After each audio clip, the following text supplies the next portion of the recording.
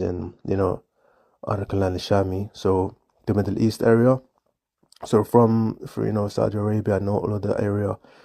And of course, God has blessed everyone. We're all from Adam, and Adam and Eve has earned Allah's forgiveness. But it's very important to understand there's many ways to seek refuge and never to give up, and understand the main causation and the resonance behind falling into maybe minor sins, or minor sins that become major sins.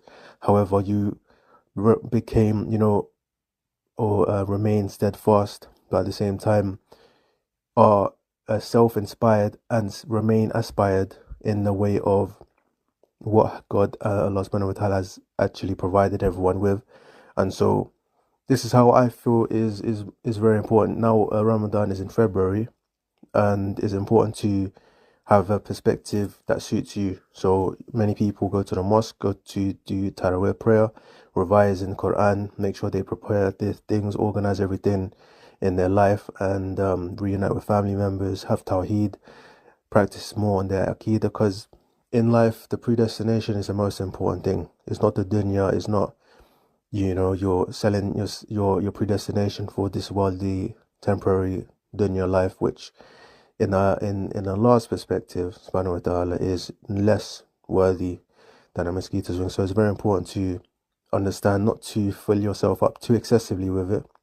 And when you do consume food, do in not in excess, but understand that, you're also taking care of yourself as well as providing for other people simultaneously. And you're doing your best you can, starting off with your family and your friends, because maybe you have a few people who you don't want to forgive. And of course, in the khutbah in the mosque or Jama prayers, God guides who He wills. Whoever is misguided, nobody can guide, because Allah is unique in His characteristics, in His sifat.